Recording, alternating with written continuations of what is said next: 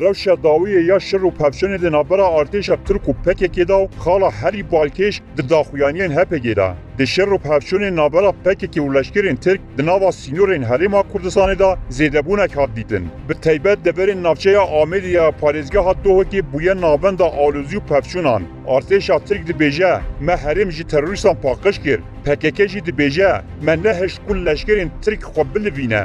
Lê her du alî jî rast nabêjin. Her çend welê xuya be ku PKK û artêşa Tirk hemberî hev şer dikin, lê rastî her du hêz li hember Herêma Kurdistanê tê dikoşin. Êrişên hewayî li dora gundê Berçî û Guherzê dijwar bûn. Niştecihên vê deverê pir zerarmend bûn. Tenê li gundê Guherzê 100 dönüm erz şewitî.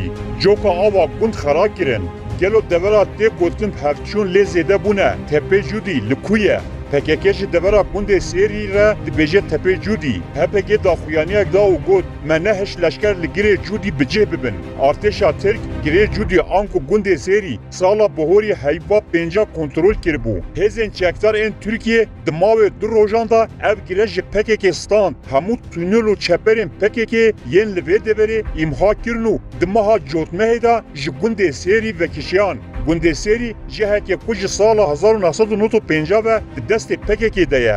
Piştî Kongra Pêncaya PKK biryargeha navendî ku navê wê demê Argeke bû li ser vî girî bicih bû. Kodê têsiza çavdêriya vî girî Cudî bû. Loma jî navê gir bûye girê Cudî. Pişra biryargeha merkezî xwe berda ber ava zê yanî kampa Zapê û ev çîroka kampa Zapê dest pê kir. Cihê ku HPG dibêje me îsal nehişt dijmin bikeve di heman demê da efsenaya sîstema tûnelê ya PKK jî bidawî kir. Ev girê ku 28 salan cihê serekê yê HPG û PKK bû nekarîn 28 saetan jî biparêzin. Tûnel û cihên neqbanî yên PKK hemû hatin îmhakirin û PKK dever çol kir. Girê Cudî wekî coğrafîk ne lûtkeyekê stratejîk e. Li gorî gir û lûtkeyên deverê tu girîngiyekê leşkerî bo nîne. Lê bo PKK cihê biryargeha merkeziya destpêkê ye. Loma jî watekî manewî heye. Deverê da cihê herî stratejîk lûtkeya Çiyayê Metînî ye û ew jî destê artêşa Tirk da ye. Çima hevçûn zêde bûn? Gelo rast e ku PKK artêşa Tirk rawistandiye. Girê ku payîza bihorî artêşa Tirk çol kirî wekî gundê Sêrî yanî Tepê Cudî serê Linkî dîsa vegeriya ye. Ev bi zava Tirkan wekî operasyonekê deverkî tê dîtin. Ji ber ku lûtkeyên li devera nêrwe û rêkan hemû di destê Tirkan da ye. Ji xala sifra a bajorokê Çelê yanî Çuxurca heya hindavî Amêdiyê û Şeladizê herêm hatiye dagirkirin. Mişera Rojhilatê Avazê ji serê Sênya yanî şikefta birîndara Kêriyê Horê, Çemçû, Walxel, Xelkan, Zîda heya di gihêje kurêjarî Tirk lê bicih bûne. Mişera Rojavayê Avazê jî heya serê Amêdiyê hatiye girtin. Rêkûpirên wê deverê ji aliyên dewleta Tirk ve têne çêkirin. Ew girên diwarê leşkerî da negirin bi operasyonên rojane tên kontrol kirin. Nûçeyên berdewam ên medyaya PKK yên ku dibêjin me pêşveçûna artêşa Tirk rawistan dûrî rastiyê ne û agahiyên herêmî van îddiayên PKK piştrast nakin. Xuyaya ku PKK ev daxuyaniya tenê ji bo motîvekirina girseya xwe çêkirine. Di derbara şer de HPG daxuyanek da û got hêzên PKK piştgirî didin operasyona Xakurkê û Metîna. Ev çend salin PKK her cara ku dikeve nava Tangasiyê PKK dike hedef û dixwaze PKK wekî sedema têkşûna xwe destnîşan bike.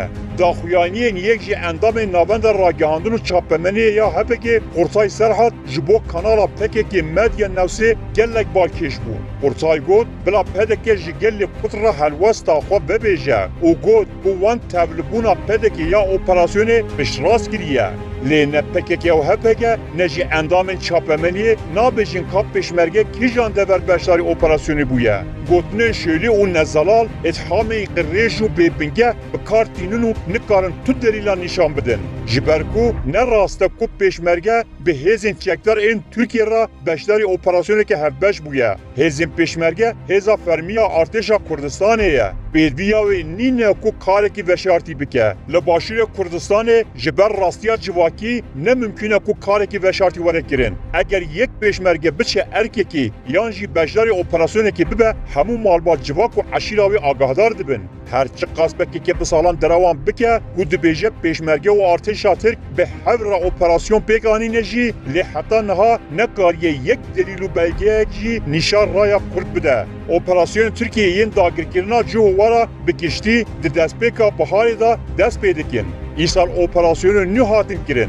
لی دوار تکنیکی و اتنیگاری دا سردسیا هزم ترکیه حتی نهاجی دکاره اپراسیونی بکه. تنجیه کپکه که کاریه خوالی را گیره چیای راسری گند برچی بلاوا و گوهرزیه. پکه که جسال 1995 هیانها لور لوتکه خوجه. پکه که جویر لوتکه را دبیجه تپ بحار. افگیر بحار وکی دوه گلیه زاپی مایا دست پکه که دا. یعنی پکه که همو حرم جدست دا. تنه او زیروه یعنی لوتکه مایا دست دا. اگر دولتا ترک و دری بگیره در راستیا خدا و گلیه زاپی به تمامی دور پیش بکه.